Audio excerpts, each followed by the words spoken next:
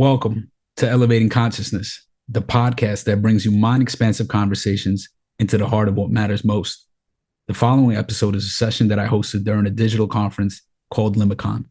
It features a conversation with metamodern thinker Layman Pascal on the topic of how we can bridge money and meaning in a liminal space.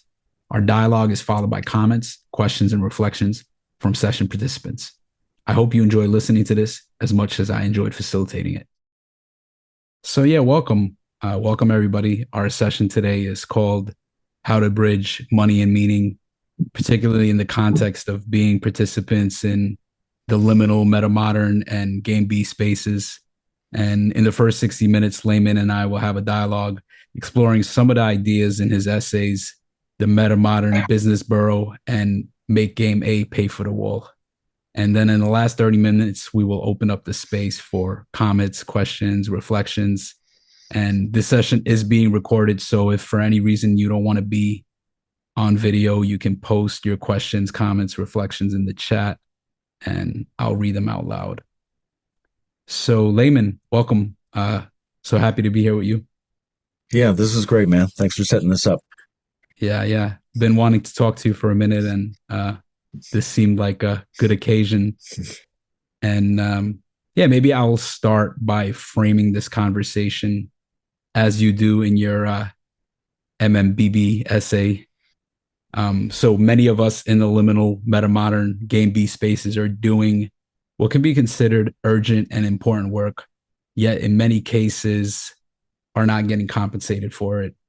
And for the small percentage of us who have made enough money in a past life or who have a reliable sponsor, this may not be a problem, but the bulk of us are grappling with financial insecurity in some way. So there seems to be this tension between money and meaning that many of us are experiencing. And maybe a good place to start is, from your own life. It seems like you're doing a lot of meaningful work between creating the Integral Stage podcast, writing, facilitating courses. So at the very least, you have found enough time and energy to do that. Just wondering, how has this dance between money and meaning played out, and how it's playing out in your life currently? Yeah, it has been an interesting dance. I was, particularly when I was younger, very radically in favor of meaning at the expense of a lot of material opportunities. And then I tried various ways to bridge those, try to use the things I was working on around meaning production to be profitable, but also experimenting with drawing profit from other areas and trying to support that as a secondary function. And so I've run into a lot of the basic questions, and those questions are internal, like how do we relate to money? How do we relate to material? How do we relate to growth and influence in the world? And a lot of those are external, like how do we set up systems that are productive? How do we fund ourselves and each other? And I think importantly, how do we drive financial flows through the networks of people who we think are doing the best work so that A, they can do that work, but B, they can have influence on a world that's driven by material patterning systems. And a lot of us over favor one of those areas at the expense of the other. Some of us are very invested in economic reform, Bitcoin structures and things like that, and don't really appreciate how much internal change has to go on to make that work. And some of the rest of us are too focused on trying to deal with that at a psychological and spiritual level and not really investing in the actual structures that would be needed. So all that stuff has been on my mind. And in terms of what I've been doing for the last 10 years in these communities, I'm in a lot of conversations where these questions are raised, the same issues come up, and they don't really go anywhere. So there's a question of how do we move like one step further in these kinds of discourses is one of the things I was looking at.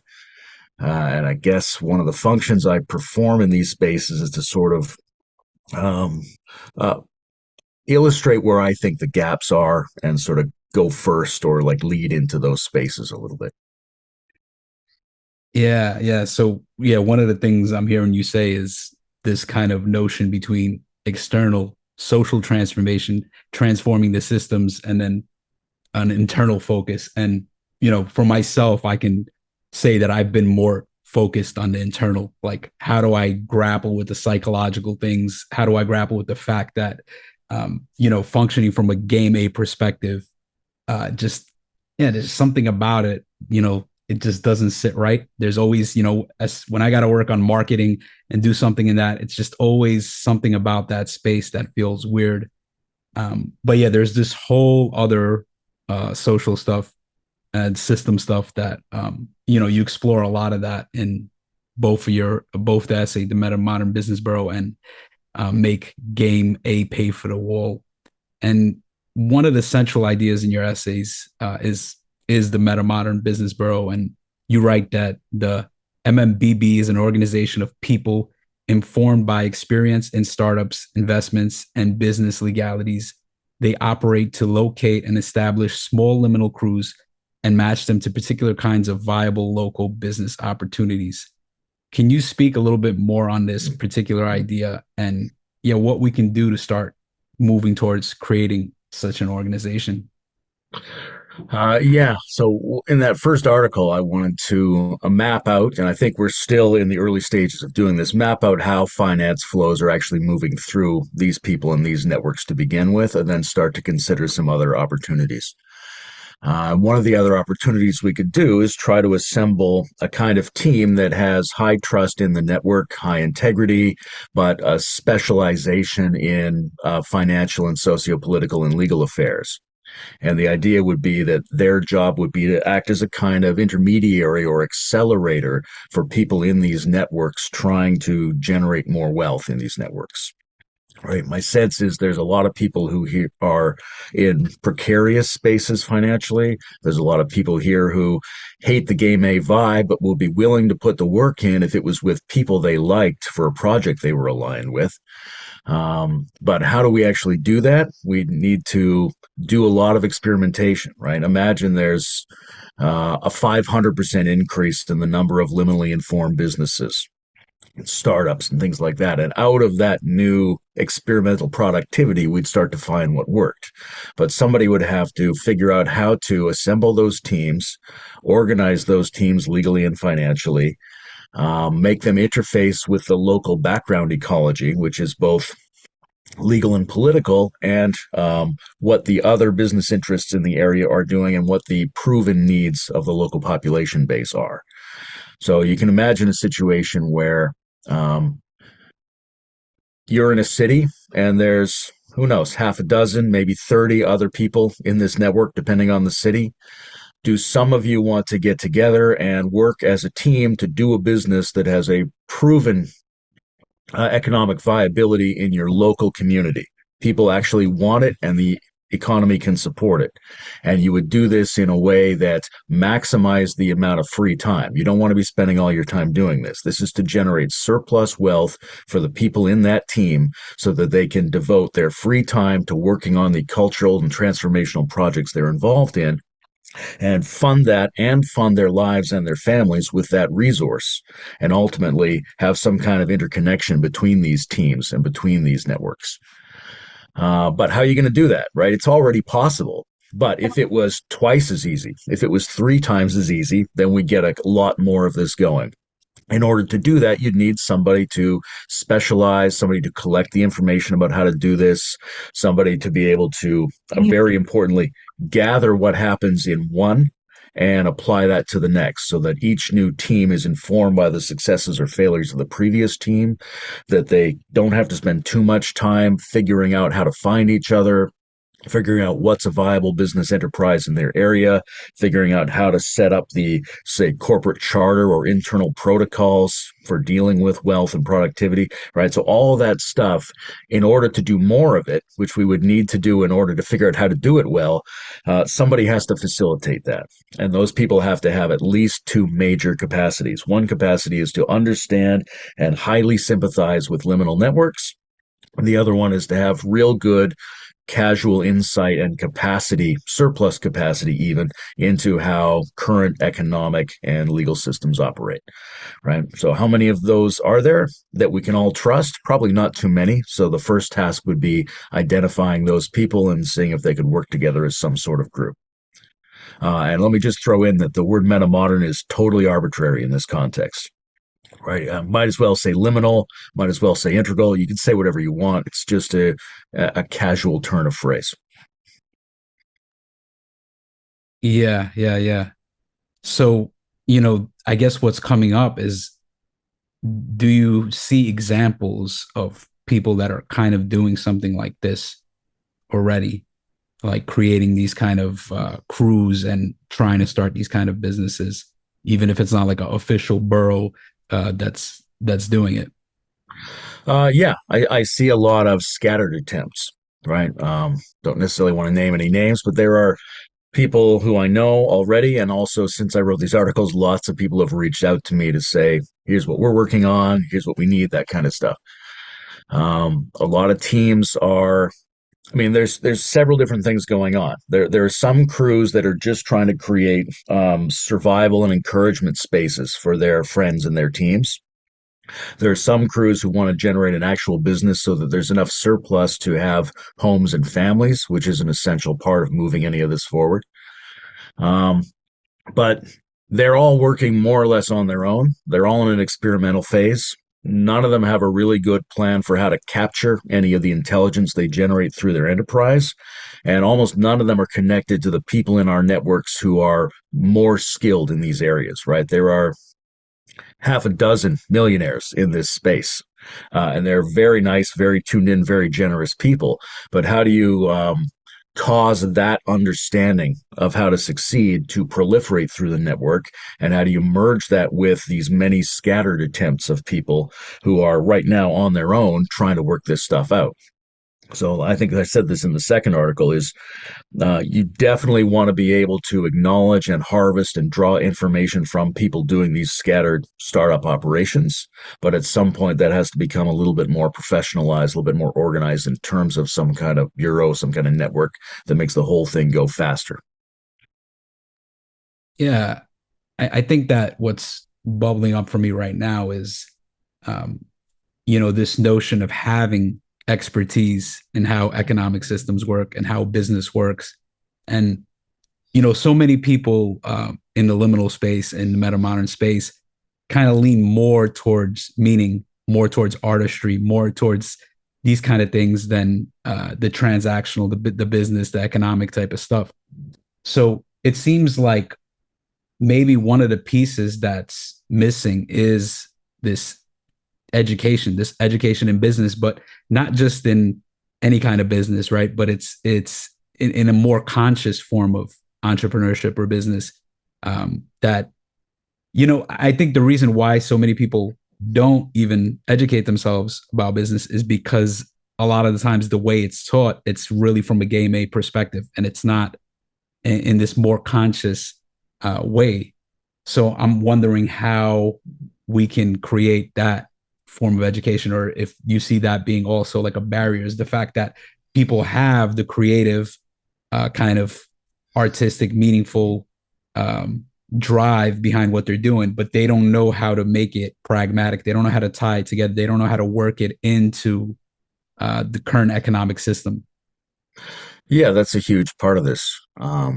So, how do you handle that, right? Those people need to unfold their own relationship to material and financial processes. So somebody has to encourage them or help them in that regard. There may be practical pieces of information, but there's also a lot of just systematic understanding of how things work in different areas and how things work as financial flows. And like you're saying, so much of that that's available in the world comes to us filtered through the game A flavor, right? That probably any of us could go right now to a bank in our town that provides some kind of exciting economic training and investing course, and it would just kill us. We just hate that space.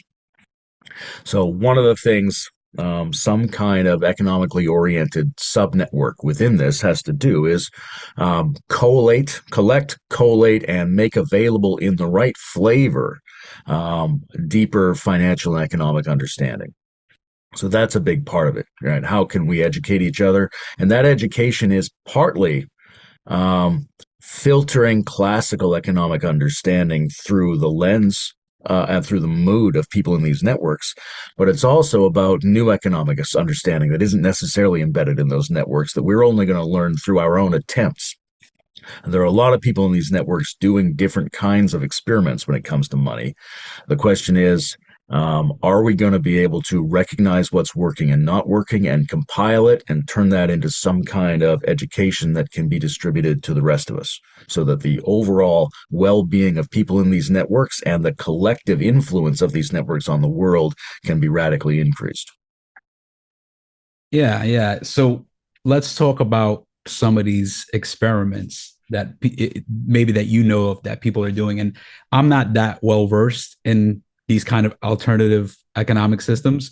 Like myself, I'm just embedded in game A, and I want to get out of this way of functioning, and I don't know how. And one of the things that I've seen is one of the systems that I'm familiar with is the gift economy, right? And like Charles Eisenstein is somebody who's speaks about that a lot, and I've seen that, seen him engaging in that, and yeah, I haven't really tried, to do that or to use that, and I've purchased stuff like that from people before, and just donate whatever you feel is right. Kind of, I'm not sure how sustainable that model is and how well that's been working for people. It'd be interesting to know if people have been using that, and it's like, have you been able to sustain yourself using that system? Have you been able to sustain a business through the gift economy? But yeah, I'm also curious if you've ran across other potential pathways for potential economic pathways.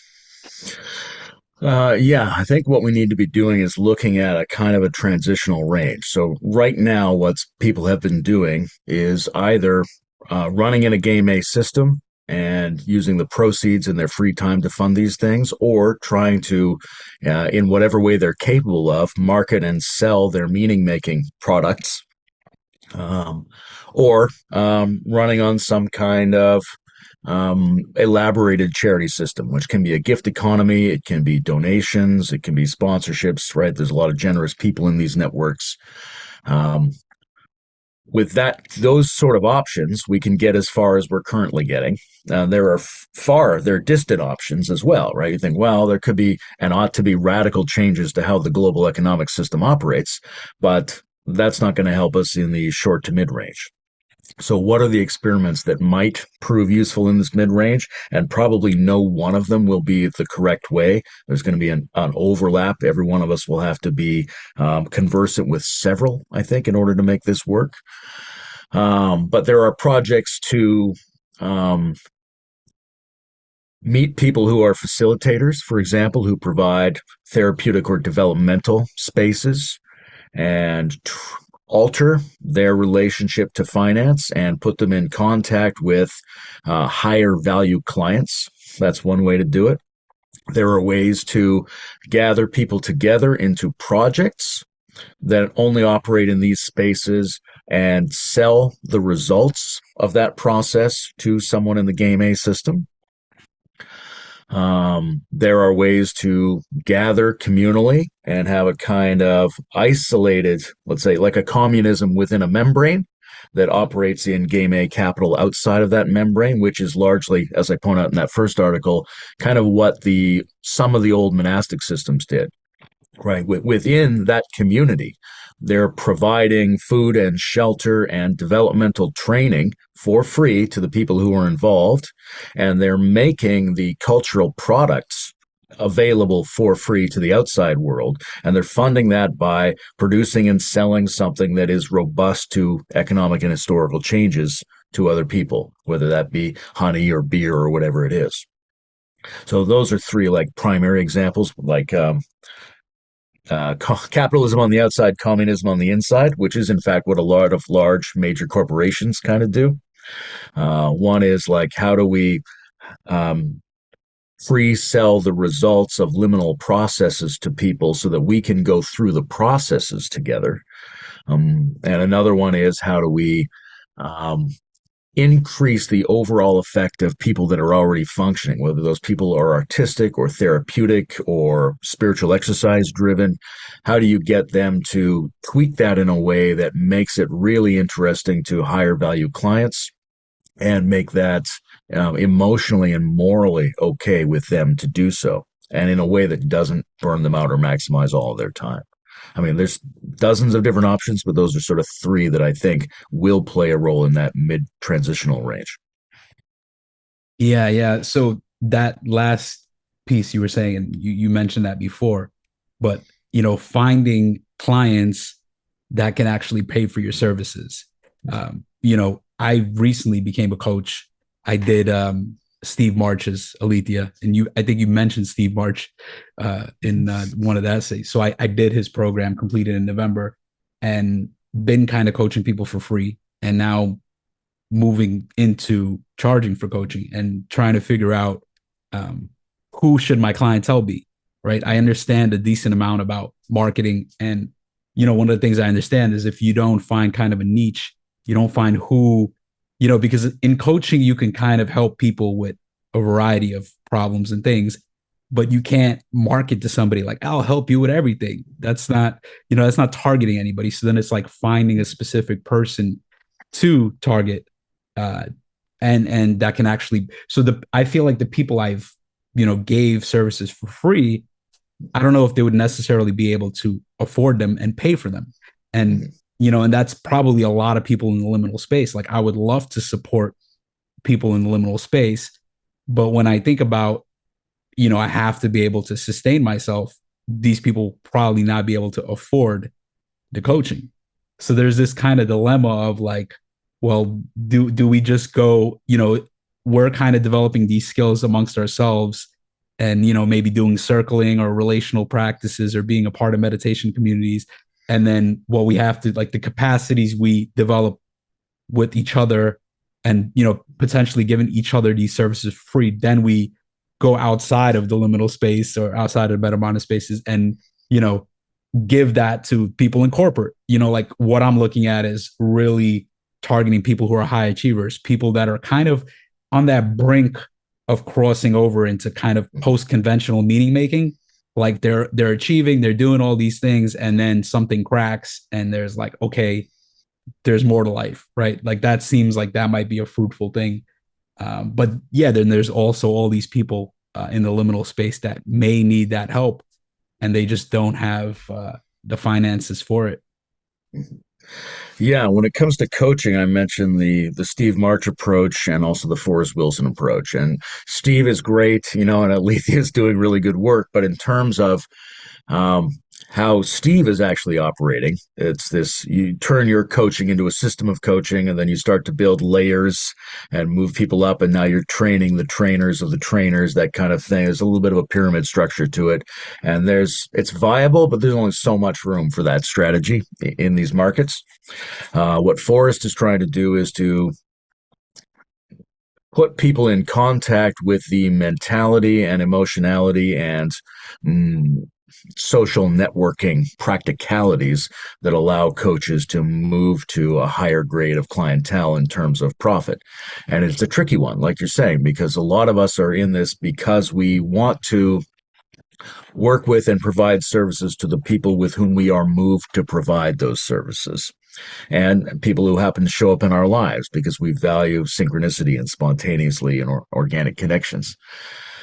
So, how do we keep doing that, but at the same time also pivot toward drawing money from higher level clients? That's definitely one of the strategies, and it's got a bunch of difficult questions that are associated with it.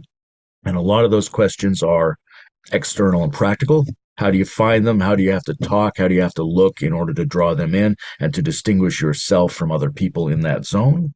But a lot of them are interior. Like, do you even really want that? Are you capable of valuing that? Do you feel like you are at risk somehow of sabotaging the living, authentic processes you're trying to engage in with people by putting yourself in the mode of seeking out higher level clients and participating in a game whose flavor you don't really like? Right. So everybody's got to make that calculation a little bit differently for themselves. There's no like right answer necessarily. For some people, that might be completely the wrong move. For other people, that's something they should be challenging themselves to do. But I think overall, one of the underlying psychological, emotional, and spiritual questions we need to face is um, do we actually want wealth and power and influence in the world? right? Not in some exaggerated, egoic game A fashion, but do we want people like us? Do we want these networks to have more influence? Do we believe that the things we're working on pass through growth rather than pass through the relinquishment of the world, the relinquishment of material flows, the relinquishment of growth? And that's sort of a fundamental interior decision we have to make. But if you haven't made that one, if you don't really want to increase the amount of material flows that go through you, then probably any strategy of increase you attempt will only be half-hearted and probably fail. Yeah. Hmm. Yeah, so there's, there's one of the things you're mentioning about I think you called it the flow increase attitude. I think that's what you were talking about, the flow increase attitude. And it's, we have this propensity, less, like we need to do less, we need to minimize, create less, um, less damage to the planet, right? Like have less of an impact. But then you kind of flip that and say, well, actually, we need to have more impact. We need to have more impact. And it seems like maybe not everybody, but as a whole, we tend to lean more into the direction of less, doing less, and that relates to power. You know, like it's easy to be like power is bad, or we don't want to deal with power. Like power corrupts, and then power. Without that, we don't have that reach. We don't have that influence. So we can't avoid power, right? Like power is there. You either engage with it, or you try not to, but it's still there. Um, so yeah, it's like how do we engage with this ability, to step into more, to step into being able to navigate power.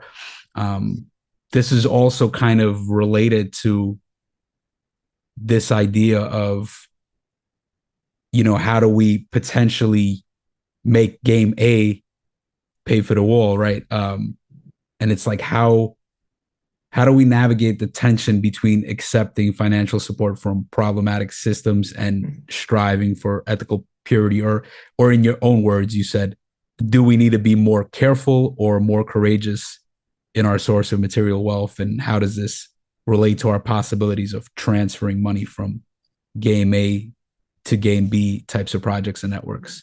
And like, I mean, you said you lean towards being courageous, but not all the way, right? Because then potentially, if you lean all the way, then you become blind to your own power, maybe. Like you get enthralled in that.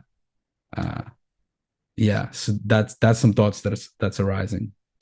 Um, Yeah, that's a really interesting question. It's in that second article, which is how much at risk are we of contamination by the sources that feed into us? And we don't really know the answer. People can sort of err in either direction.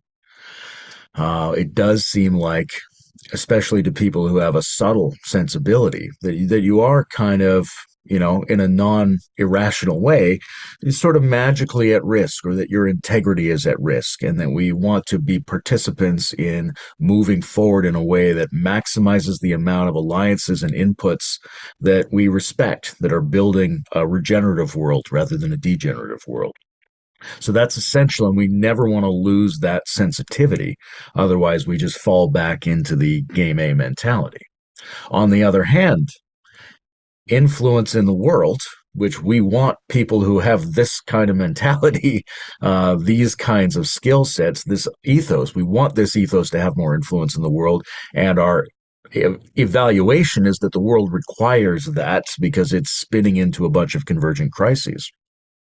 If we want that to happen, we have to have more influence, which means we have to have more flow through, which means we probably have to draw on sources that would not meet our, it would not necessarily pass through the most maximal membrane, right? It's no, they're not going to be pure.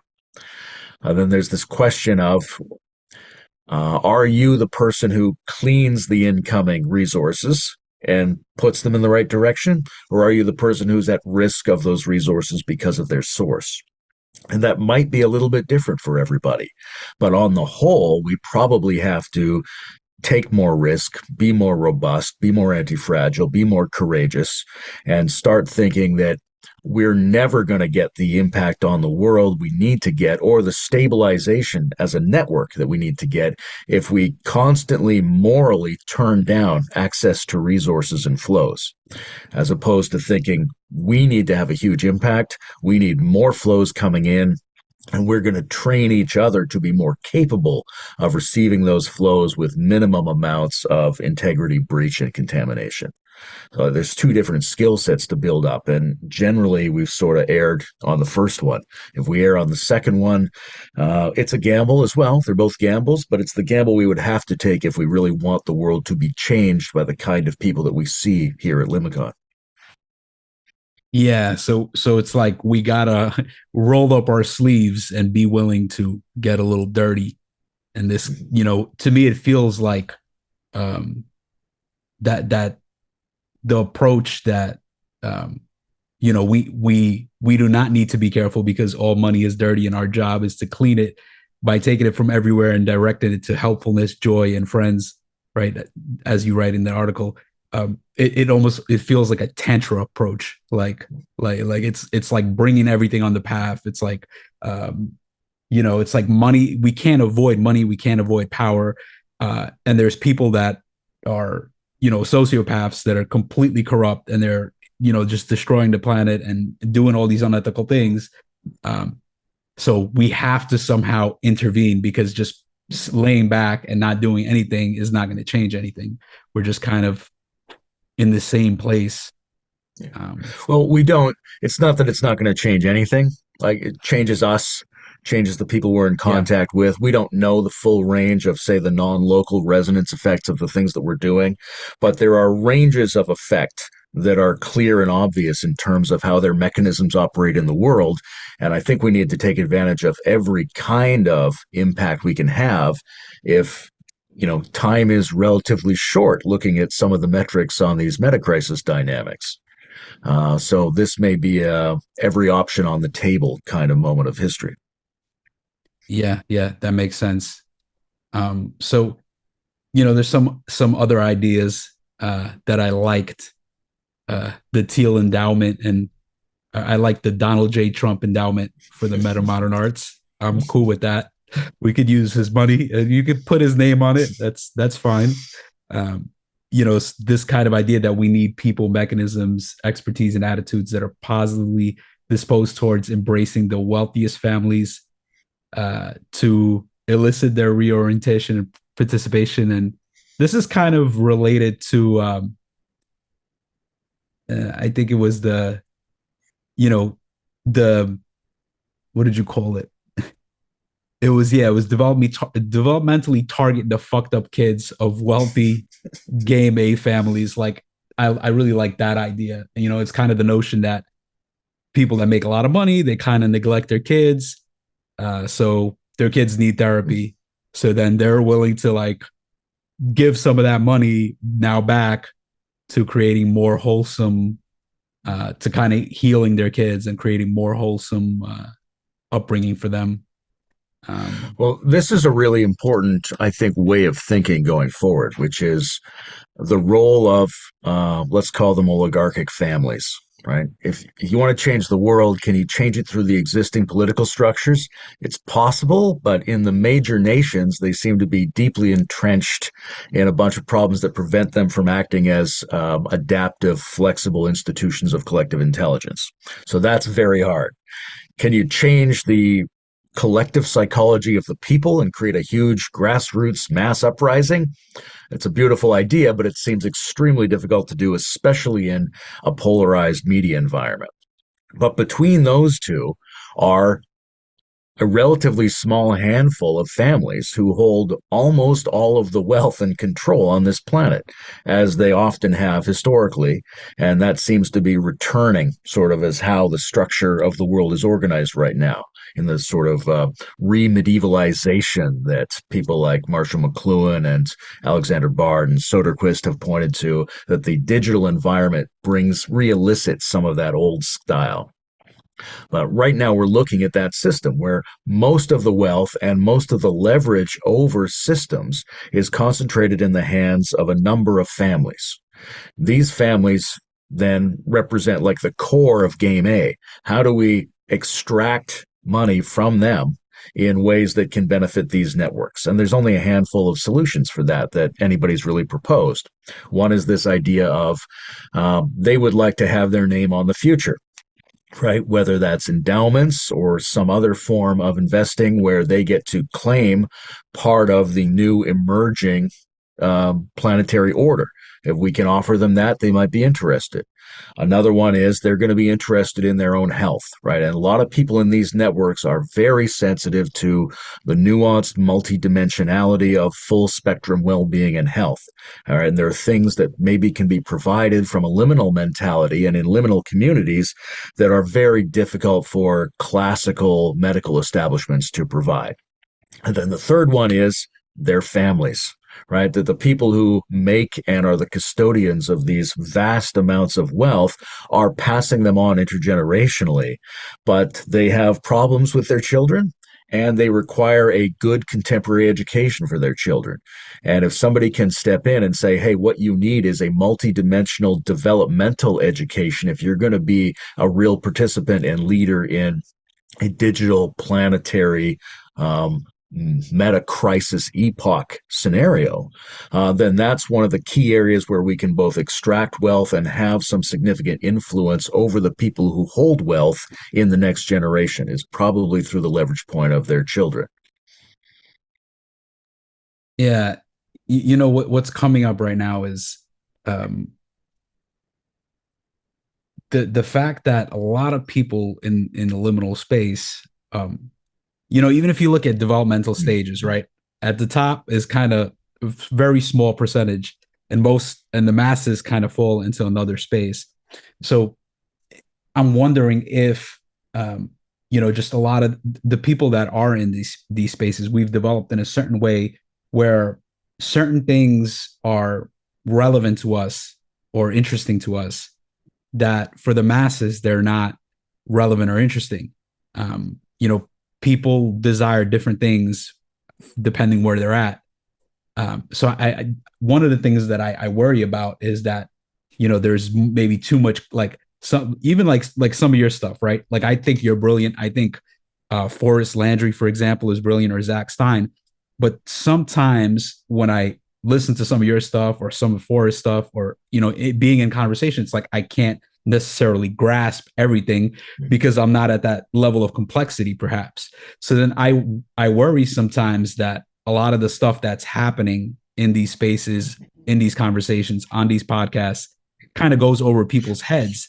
So there is this, I feel like one of the roles that I'm trying to play is, how do I take brilliant thinkers like Forrest Landry, and how do I take his ideas somehow and bring them more down to earth so they could be more accessible to people? Because that is something that I worry about, that a lot of the stuff here, it's profound, it's visionary, it's kind of, looking beyond where we're at, but then it's just difficult for people, the average person, to grasp. Well, we need people working on every aspect of that, right? A lot of us feel like we're caught in this space between a sympathy toward the general population and the people we know, and how we would market and explain and influence and step down a lot of this understanding. And at the same time, we're very interested in pushing ourselves further into the complexity and the strangeness and the intricacies of it. I think there's people who are in that position are acutely sensitive to both of those roles, because both of those roles are critical, right? We need a lot of people who are digesting pieces of this, who are figuring out how to market it and explain it to different kinds of people, to different ages of people, to different social classes, things like that.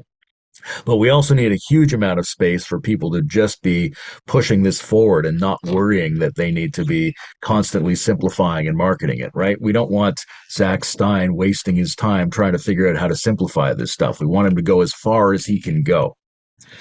And there's no reason that this has to be problematic, because if there's lots of us and we're all attuned to different aspects of that process, then we can all play a role in taking as much as we can take and understanding as deeply as we can and passing on as much as we can to the people we're moved to be in work with.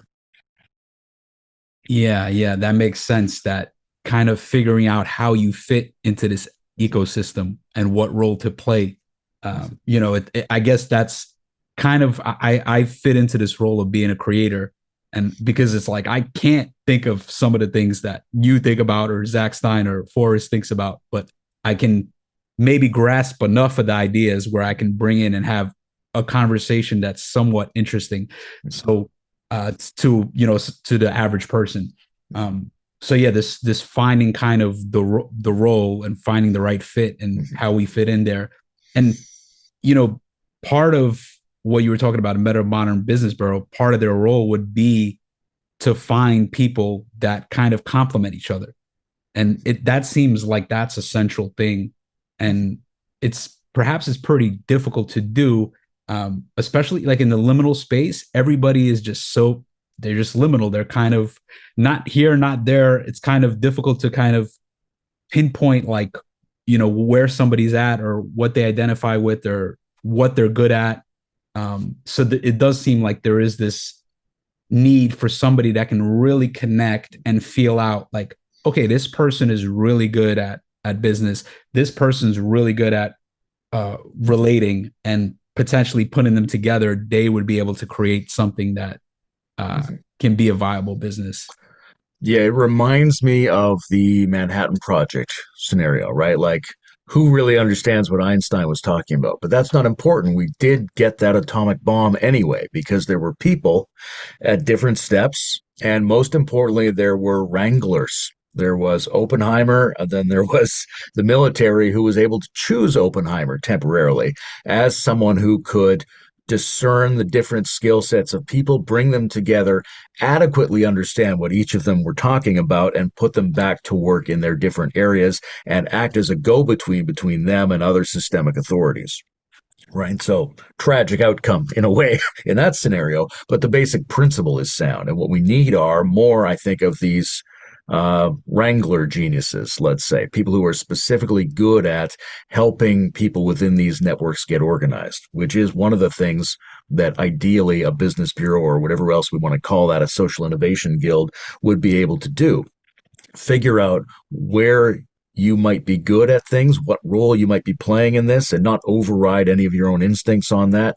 Match you up with people who are complementary to you, but who also are practically and sympathetically resonant with what you're doing, and put you to work in an actual task. And then the secondary effect of that, other than just developing profit and influence and stability for the people who are doing it, and building up an increase of overall impact in the world from the liminal networks, is the increase of teamwork that comes from things like this. Right. After Emerge Austin, a lot of people quoted me saying we should have built a barn instead. Right. And the idea was, if we gather just to have discourse, we're only going to get so far. If we gather together to do an instantiated real project in the world, then A, we change the world, B, we become more capable as a team, and C, we get to have all the conversations along the way anyway. And starting up a business, starting up a project of some kind is an instantiated team activity. And we need to be much better at causing change in the world and operating practically as teams. That's something this network needs a lot more of. Yeah. So, building off of that, we have a bunch of people in here right now that are listening to this. This is going to be recorded. It's going to be put up on YouTube. What are some things that we can do to potentially create something like the Metamodern Business Bureau? Like, what are some practical things we can do? Like, one of the things that pops up for me is actually really defining what roles, like getting really clear on what roles are needed for that. And then, kind of just putting them out there, like this role is needed and these are the skills and the responsibilities. And is there anybody out there that wants to step into that? So that's one of the things, like sketching out the roles. But I'm wondering, what are some other things that maybe that the average person on the liminal web can just contribute a little bit, do something that drives this project from being an idea to something that's becomes real. Yeah, like you say, one of the things we can do, and that people like us will be tempted to do, is try to envision what the possible roles and types are, because we're good at activities like that. All right. Another thing that would be obvious to do is consult with people who are already doing things like this in the world, in the game A version.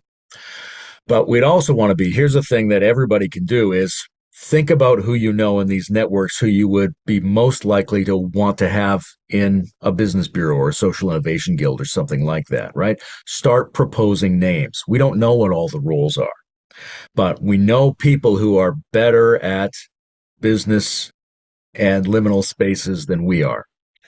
Who would we trust? Who do we think exemplifies some of those skills? And if we can propose a big pool of names, then in that pool of names are probably the core of the people we would want in the initial version of this. The other thing we can do is start trying to engender some kind of business project together, right? Understanding that there's a high probability that it won't succeed, but that its failure can provide the information that we will need in order to drive this forward. Because it's very tempting as um, vision logic activated sensitives, visionaries, and scholars to try to think out what those things should be. And we're pretty good at that, but there's a lot of things you're not going to see except by trying to instantiate something and seeing what goes wrong. Right. It may be that the roles are not something you could come up with sitting on the couch.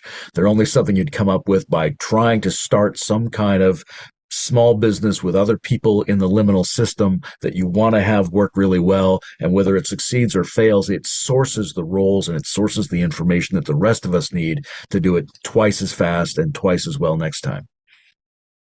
Yeah, so people need to start taking action and just Yeah. create the business.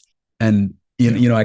I loved this was an idea from Tim Ferriss, but it was like you can spend 100K on an MBA, or you could take that money and create a business, and you're going to learn, even if you lose all that money, you're going to learn so much more from actually engaging in that. So it's just kind of stepping out of theoretical and engaging with business and trying to see what works. The other thing I'd throw into this is talk to your elders, right? We're not the first people. Time is short now, and there's a new way of going about this because we have digital interfacing, we have new kinds of theories, we have new kinds of community contingents. But people have been facing these problems historically. In each generation, they've been trying to do new kinds of economic and transformative and regenerative economic work. So, probably most of us know a couple of older people who gave something like this a shot 20 years ago, 40 years ago, whenever. What did they learn? What worked? What didn't work? What do we need to understand in order to go forward? Yeah, leaning into the elders and their wisdom. So I think this might be I see that we got 37 participants now. So thank God that Danielle took the host role there. But I see also the chat has been going off. So maybe this is a good time, unless there's something else you have that you want to share to kind of I would transition. just want to say that I don't know the technicalities of this, but I hope this chat is being recorded and preserved somewhere because from what I can see flickering at the edge of my vision, it's as smarter than anything we're discussing right now.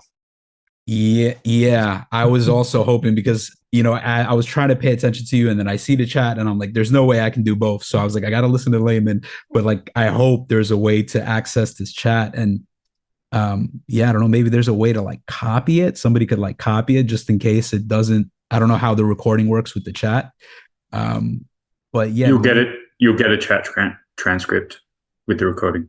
perfect, perfect. Okay, so that's good to know. So yeah, so let's transition now and kind of open this space. And I'm gonna even hop into gallery view to just see everybody. So many more people came in. Is there anybody that has a question, a comment, a reflection, anything they want to share?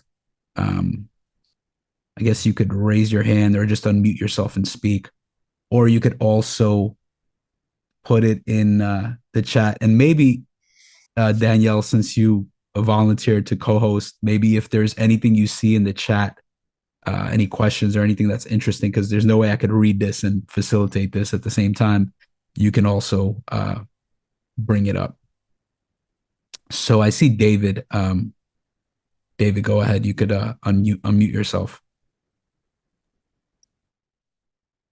Hi. Thank you both for the conversation. Thank you, Layman, for the what you wrote. It's just one thing that's really salient for me right now, and that's it doesn't need to be perfect to be enough. We're not going to see it all ahead of time.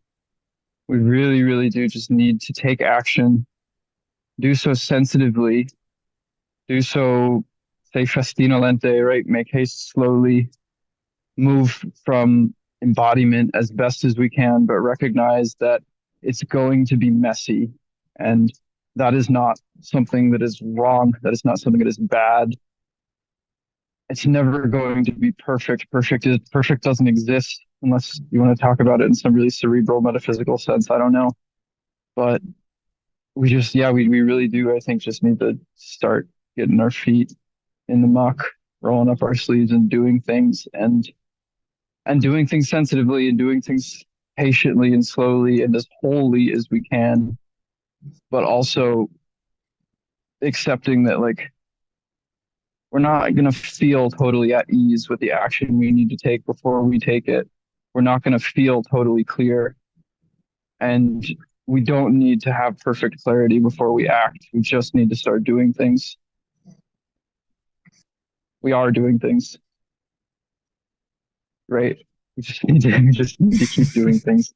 We're not going to know it all ahead of time. That's all. Oh, that's a great sentiment, David. Thank you. Yeah, it reminds me of my fondness for certain elements of Nassim Taleb's thinking in terms of, don't take risks that are probably going to destroy you. But if you're not going to be destroyed, take as many risks as you can. And you're not going to become the master of knowledge. You're not going to develop the model that will pre-explain everything. You don't have to have it all figured out first. A lot of the intelligence can only be discovered by accident and mistake. So we have to get involved. And one of the things that's held back some of the previous movements that we inherit into our system is that they've tried to be too clean, too good, too controlling. And as a result, they've been fragile. They've been fragile to scandals. They've been fragile to feeling messy, right? They've been fragile to all the things we need to embrace in order to move forward. So yeah, let's get started. Let's feel like messiness and beginning when we're not ready, that these are good things. That when we have those feelings, those are indicators that we should go forward. Yeah, thanks. James, want to share? Yeah, hey, I've got a wondering, I'd call it a question, but I'm not sure if it's answerable. Thinking about actually that word, metamodern, as a label for Metamodern Business Bureau, something like the umbrella organization, the branding, relative to, making this attractive to game A consumers who want to feel better about the businesses that they support and the ethics of that. So on the one hand, you have I don't know, BBB, Better Business Bureau. Maybe that's a USA specific thing. I don't know, but it's like this well-known name and it's like this stamp. Um, and in part, it's valuable because everybody knows that name and what it means. And in part, it's watered down because it's so widespread that maybe it means almost nothing now. And on the other side, you have something like Limicon, where if somebody says to me like, "Oh, hey, this thing is happening in the liminal web," I'm like, "Oh yeah, I'm there. That means something to me, and I trust this network." On the other hand, it's messy, it's leading bleeding edge, it's emergent, it's hard to explain, and it doesn't mean anything to the masses out there. So I'm thinking about, actually, okay, what's the word? What's the label? Is there anything that can converge at that interface between liminal web and game A space that would maybe like mean something or enable us to produce that kind of reputation boost or that kind of thing as a competitive advantage that would make sense to the game A world? That's what I'm wondering. I don't have any answers. That's right where my edge is in this moment. What do you think? Yeah, I don't know if there's a specific answer, but it is a really good inquiry space. And I think it's got a number of different moving parts to it. At least for me, it does. One is, I mean, you have to set things up before you figure out the right names. And our communities are so meta discourse oriented that we tend to think about what we should call it before we even create it. So first thing is make it happen, make something function, and then worry about what it's called. The second thing is there's always going to be the possibility that you find a much better, more functional name for interfaces, but those interfaces, I think, are specific. They're not necessarily general, right? They might work in a country or a region or in a particular sector of the economy and not necessarily everywhere. Also, I think we have to have a pretty good understanding of two things. One is that these kinds of people will always be second guessing any name that comes up, and that those names will evolve and rotate and fragment and coalesce over time. We'll probably call it something different in 5 years and 5 years after that. But we have to have, in my view, the courage to hold an imperfect name at times while we're still looking for a good one. We don't want to fall into the trap of an endless, neurotic, self-reflective marketing attitude where you can often double down on something that people aren't really fond of, and in time that will gain you more ground than modifying yourself based on your anticipations of what they might prefer. But there's something to both of those. We do have to try to figure out what works in different contexts, but we also have to be able to hold against the feeling that not everybody gets it and sort of teach them what it means. Because any really good term was probably not that widely understood or embraced when it started. Mm-hmm. Yeah, James, I appreciate you kind of bringing this inquiry into language. Like, what language do we use? And, there's something I notice moving in different communities is people have different language, and sometimes they mean the same thing with very different words. But yeah, you can get lost in figuring out the right words. And I think some of what Layman is saying is we got to keep putting things out there and then seeing what works. And it's just actually taking action on this and figuring out what works, what language works. Let's see. I think Chris had his hand up first, Chris D. And I saw your comment and I was going to read that. But if you want to unmute yourself, that would be great to hear your voice.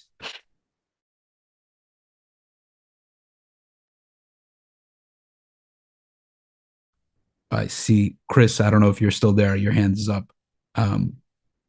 I can read what you wrote in the chat if you don't want to speak. But Chris wrote, this definitely feels like a left brain conversation, and I want to be more in touch with the fluid. Where can right brain ways of being possibly fit into our businesses? Being open to exploring questions, embracing slowness, intuition, etc. Yeah, Layman, do you have something for this? Well, there's sort of two obvious aspects of it. I think one is you want to set up a really good left brain structure that gives you the maximum amount of space to operate outside of those structures without having to worry that they're going to come apart or cease to function properly, right? So what we're trying to do is build something that comports itself well with current and emerging game A dynamics. Well, it affords us the maximum amount of free time and free space to engage in alternative modes of sense making. On the other hand, we don't know the full range and significance of nonlinear approaches, right? There's a lot of hype about them. There's also a lot of skepticism about them. There's a lot of experimentation that needs to occur. And if people are going to be making business attempts based on intuition, based on astrology, based on omens, based on vibes, right? These are really interesting attempts, right? And there should be a way to chart that, document that, and see what works, right? It may be that something like magic is actually extremely successful at the heart of these enterprises. So on the one hand, we need to use really grounded left brain structures to give us the maximum amount of space to explore these other realms without collapsing. But on the other hand, we should make room for experimentally driving forward attempts and projects in the world that come out of that space. But when they come out of that space, you have to be a good left brain custodian and agent of those processes. And to be that agent, you do have to be able to move in and out of them. Right? You have to be really robust in terms of not letting the right brain interfere with left brain structure, but you equally have to build enough access to the right brain into that structure so that you're not getting trapped in some kind of left brain tunnel, to use those metaphors.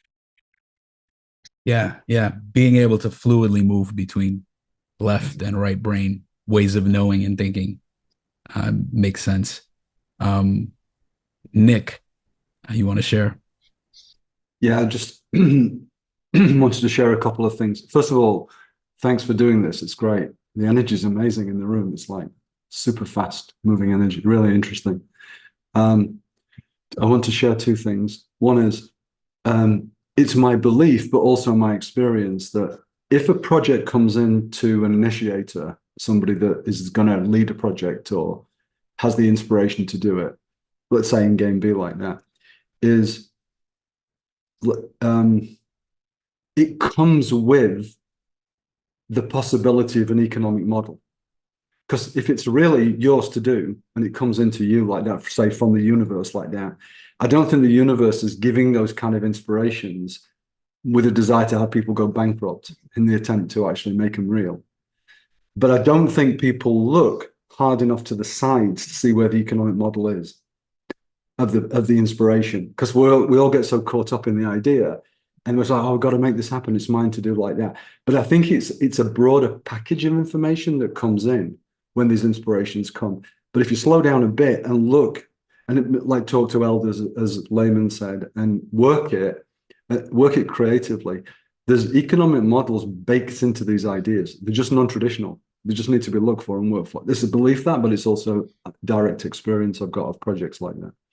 And it's quite surprising sometimes where the money is hidden in the project. You just have to unpack it. And then the second thing I'd say is, having worked in Game A for 30 years before I ended up in Game B, is there are definitely, I know because I was in them, spaces at the edge of Game A that are extremely interested in what we're doing. I used to work at MTV, for example. We spent $20 million a year studying the zeitgeist, and we go into all kinds of places and spend money on learning what was going on at the edge of culture just to understand it, to be able to fold it into thinking. So advertising agencies, the film business, creative organizations are extremely interested in what's happening in the zeitgeist. So there's money there. There's tons of money locked into that. It wants to flow our way, I think. I think that really pertains to Christie's question as well. Like, if people don't know, Nick has a really good balance of understanding of what the liminal vibe is and what's emerging, as well as a background in some of the corporate understanding of how Game A operates. And Nick's been exploring this attempt to sort of sell the products of liminal encounters back into the Game A system. And one of the ways he's been doing that is harvesting collective right brain type activities in order to generate the materials out of which the artistic products would emerge that can be sold back into that existing economy. So that's a really good attempt, and it's just sort of be on the periphery of everybody's radar, I think. Yeah, thanks for sharing, Nick. I also feel like, you're speaking to, like, there's people that are in that, like, kind of 1 foot in the conventional, 1 foot in the post-conventional, and there's a lot of potential there. So, Daryl, you want to say something? Yes. Yeah, all this is bringing up a lot. Definitely want to get to a more right brain awareness of this question. And I've just been jotting down a couple like next level perspectives. The word business, it's about busyness. Like, how are we spending our time? How are we staying busy? And so what is the better busyness way to be in the metamodern world? And how can we, and this whole marketing thing, like, why do we have so much big marketing budgets? Why can't we figure out how to make life happen and communicate more efficiently as a whole, as a group, to get people's attention more respectfully, and avoiding, and also getting a lot of awareness around how we get limically hijacked by the marketing and the spending of our finances, and getting off the treadmill and redefining our relationship with the Game A financial system. It's just a lot of ways that we could have more, I think, efficiency if we had figure out this meaning crisis to give us more of what we might really want. So dealing with our relationship to debt, getting off the treadmill and calling out the bullshit jobs and the bullshit game A dynamics. And then I really want to hear some talk about how do we start using other forms of capital for building abundance and resilience and wealth. How do we redefine wealth as opposed to just financial wealth? And that comes along with decolonialization and degrowth ideas. And then also understanding our relationship with dopamine and anything else that's motivating us. Like, what is the human condition that's brought us to where we're at now? And is this really where we want to be as humanity? And holding each other accountable to do these things, sharing new pathways to feeling grounded, to being in flow, and establishing these methods for deeper meaning and stronger relationality. And looking for Moloch, understanding how all the Moloch that's happening in game A, and being able to communicate that and let other people see that. And of course, intentional communities gets called out a lot as a way to do this, and that's great. I hope more of those can happen. Experiments can happen with the proto-bees and all that. But really, what is our world mission statement? What is life itself? So just a little ramble there to see where it lands. Thanks. Yeah, that's a great cluster of stuff, Daryl. Good to see you. One of the things that popped up for me is the role that technology is going to play in all of this in two ways. All right, I think we're going to see pretty rapid change in the types of jobs we have, since a lot of the bullshit jobs, so to speak, can be replaced by automated assistants of various kinds. And then the other aspect of it that comes in technologically is what Bard and Soderquist are looking at, the emergence of the attentionalist economy, which is, in their thinking, an explicitly non-marketing based economy, because everybody will be equipped with tools to search out what they want that satisfies their needs, rather than receiving general suggestive messages through the center of the culture, which really won't hold together in the near future.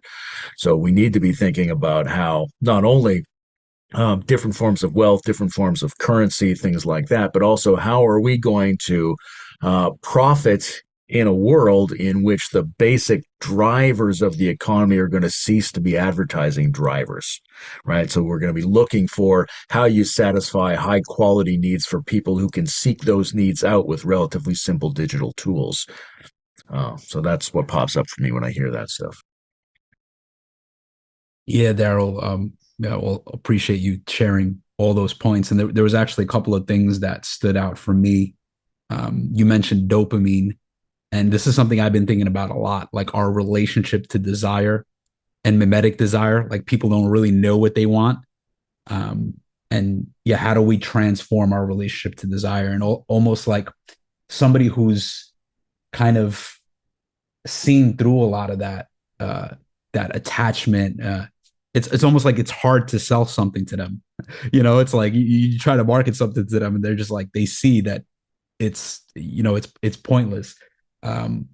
So it's like, how do we transform that desire, and how, this kind of connects to marketing, and marketing always leans into pain and desire, right? Pain and pleasure.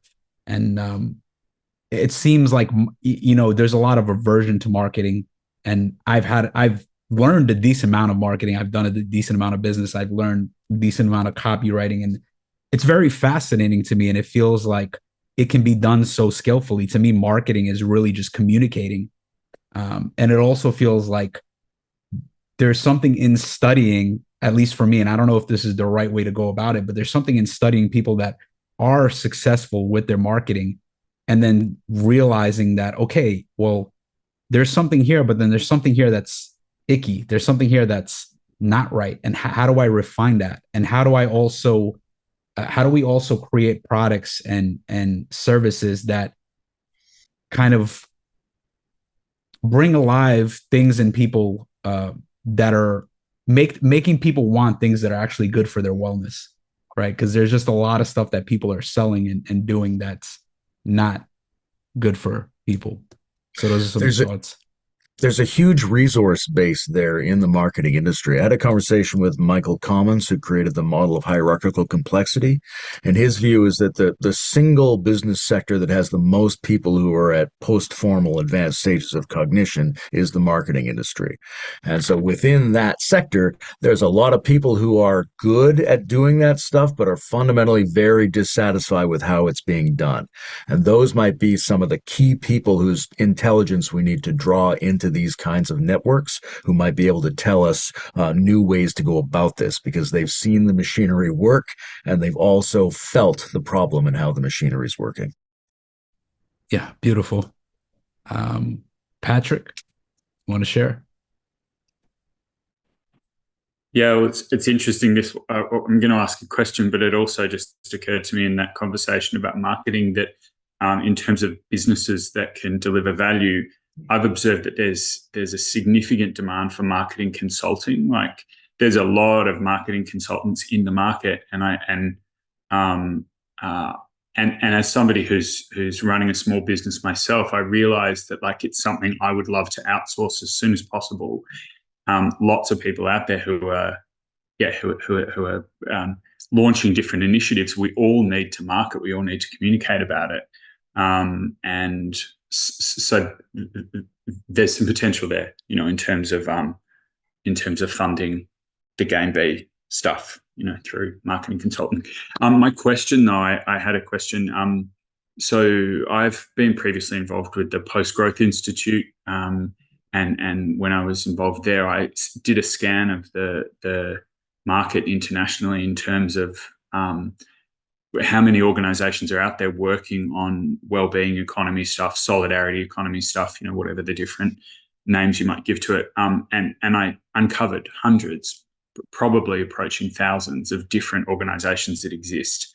And I can imagine that a lot of us will step off this call today and be kind of like, all right, we've got to make things happen. We've got to get things started. We've got to I'm curious as to whether you have recommendations of established organizations that are already coordinating people, that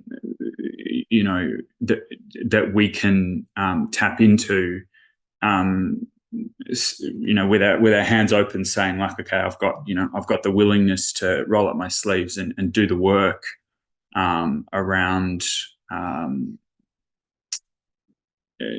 Well, I don't even know now how to finish that sentence. But are there some established organisations, well-resourced organisations that are effectively coordinating our networks that you would recommend that we engage with? I don't. And what I'm saying is a handful, 1, 2, 3 sort of thing. Yeah. I know there are a lot out there. I think what we don't really have is a good way to vet them and coordinate information around that, which is something I would hope that a Metamodern Business Bureau, whatever we call it, would be able to do. I know there are a couple of people who are specifically focused on the idea that a lot of these organizations exist and they just need to be internetworked and evaluated, and their projects need to be taken to the next step. So there's a couple of people like that, but I personally don't have the information about which organizations I would be willing to recommend at this time.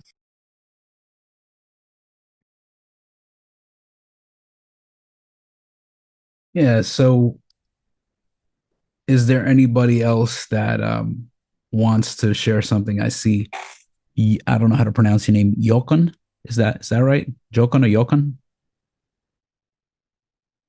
It's Jochen. But no worries. I'm still struggling with like how to put this in words. Layman, one of my very, very basic understandings about economy is that there's maybe like 3 ways of offer something and get money for it. One is I offer something where I can convince people that it has value even though it doesn't have value, right? So I just pretend. One is I offer something that people really want, and it doesn't have value because it kind of like actually is destructive, or I can actually offer something really that is helpful. And then in each case I can get something from the economy, but I think the whole sum is really just this latter one, is to really offer something that is helpful. And for me, one of the things that I believe might be helpful that may come from the liminal space is and that's where I'm struggling with. So I typically, my first attempt is always to say conflict resolution, but let's say coherence is to offer, how can people who have a different opinion about something cohere?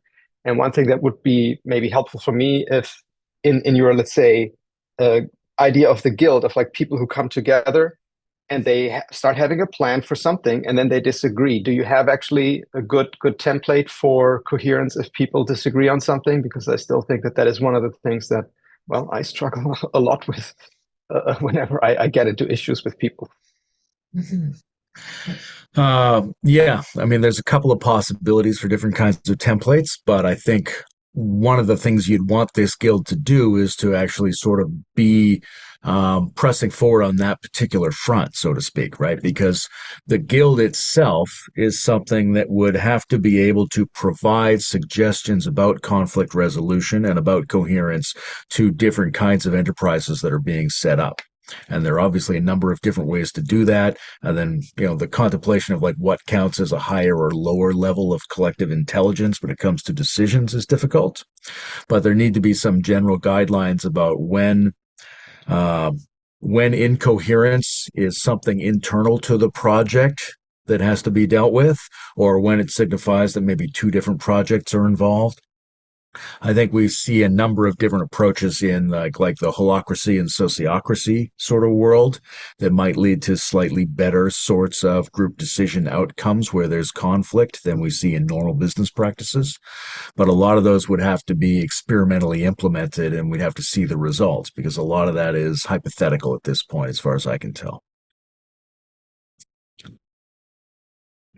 But let's also say that there's an ethos involved too, which is we've got to be better at existing under conditions of tension with each other. Right? And that's something that a lot of us who are very attuned to a higher quality of personal and shared experience are often not that great at being in situations of high tension with people who have strongly different worldviews. Alton, you want to unmute yourself and share?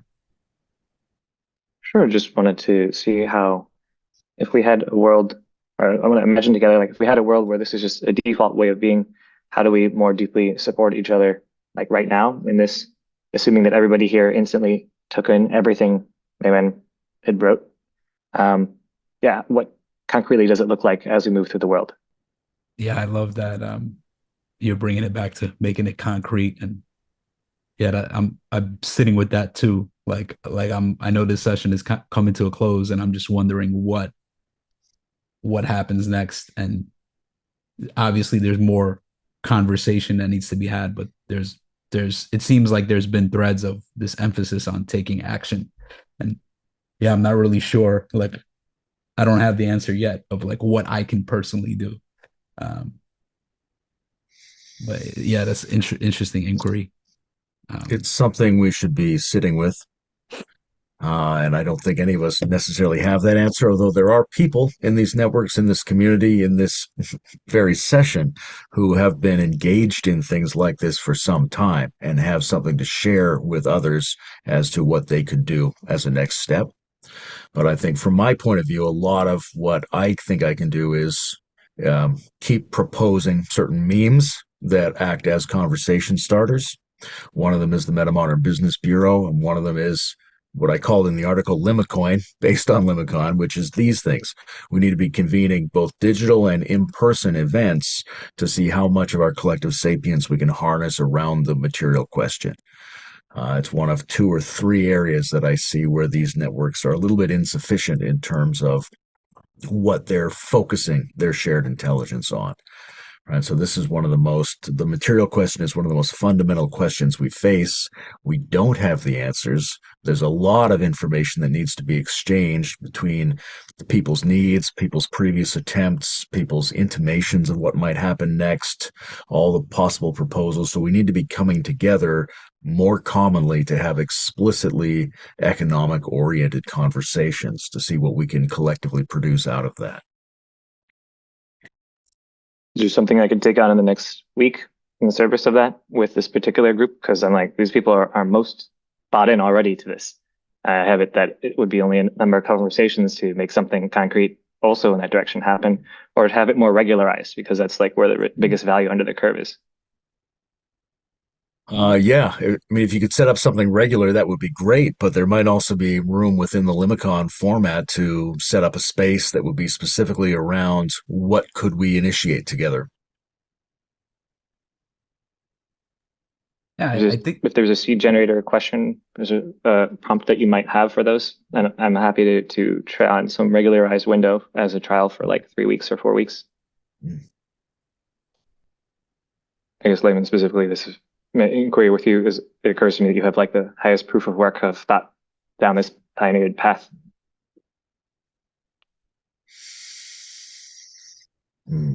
That's something I would want to ponder a little bit. So maybe we could have a personal discussion about that sometime after this.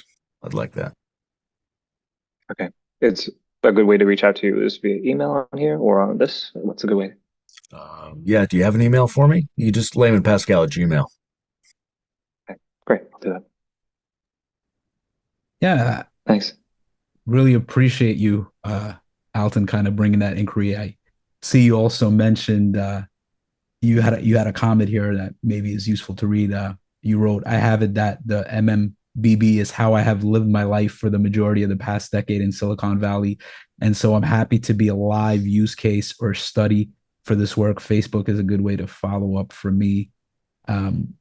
Yeah, can you just maybe say a little bit more about that? Because I found that interesting, and it'd be, I don't know if everybody saw that comment. The book Linchpin by Seth Godin changed my life, where I really got that if you want to be indispensable, do incredibly valuable things and just make everyone's life around you so much obviously better that it's painful when you're not in the room anymore. And that resulted in me having like this home gifted for a year, or like a $3.5 million home that's 11 bedrooms, me that I could steward with another close friend for several years in Puerto Rico, and being able to transmit many millions of dollars between friends, companies, and other investor friends in very win-win deals. And it costs just like a lot of practice of knowing what conversational fluency, or how to get people, how to infer people's unexpressed needs and to deliver on them over and over again. And if you do that regularly, it seems like that's like the answer to everything. It's like a cheat code for life. And I think that these are deliberately practicable skills. And I find it almost like painful to be with people when they don't have that in the background of their being. And so seeing this post by Layman was very heartening to see that there's other people who like independently arrived at similar conclusions in life and have put a loose structure or format to it. It seems net beneficial for this memeplex to like propagate through more of our friends.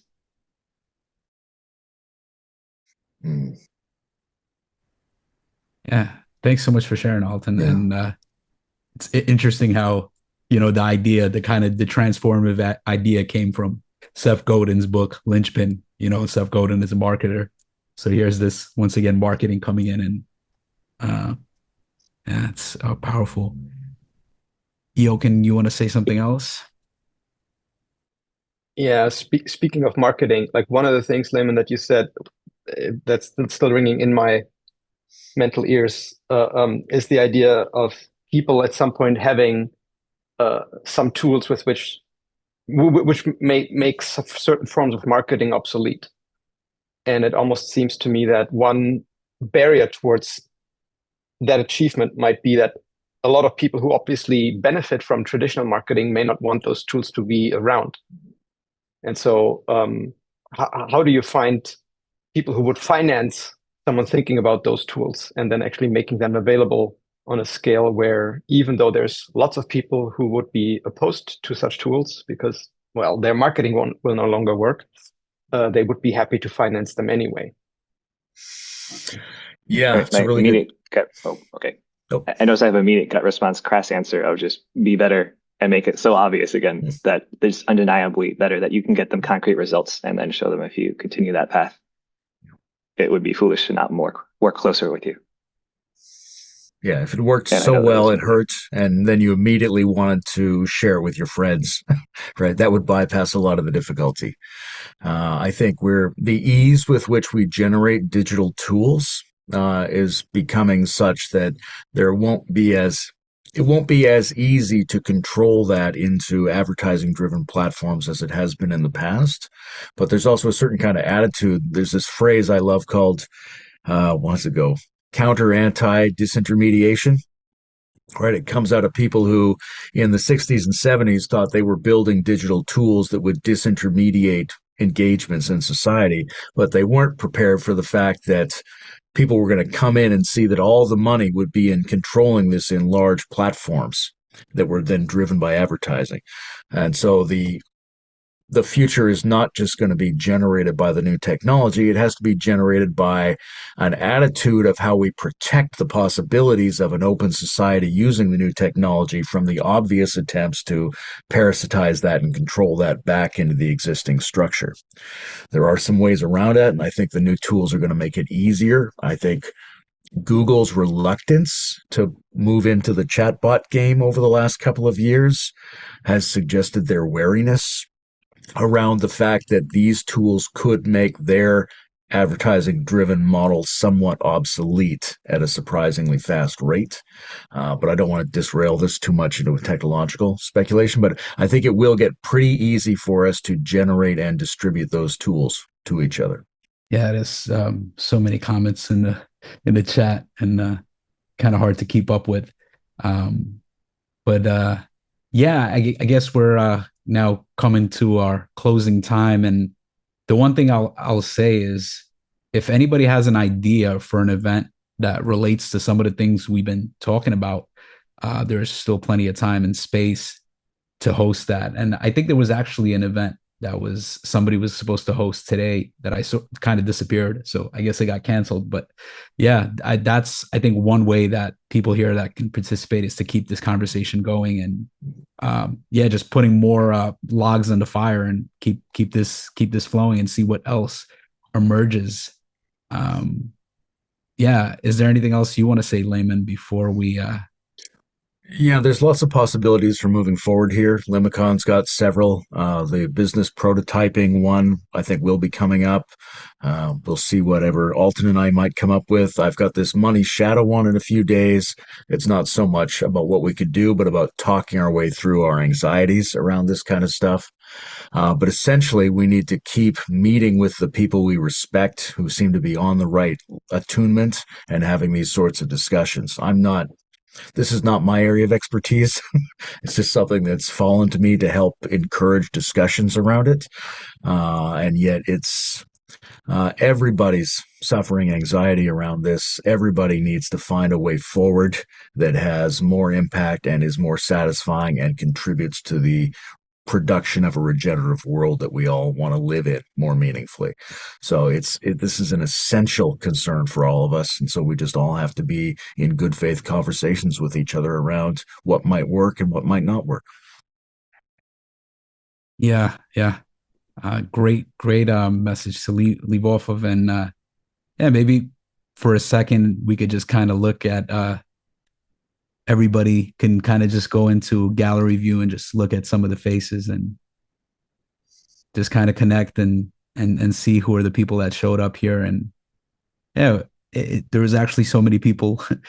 So thank you everybody that's come out here and participated and contributed to this conversation. And thank you, Layman, for agreeing to do this. And yeah, thanks a lot, everybody. Look forward to connecting on some more awesome events during Limicon. All the best. Take care. Cheers.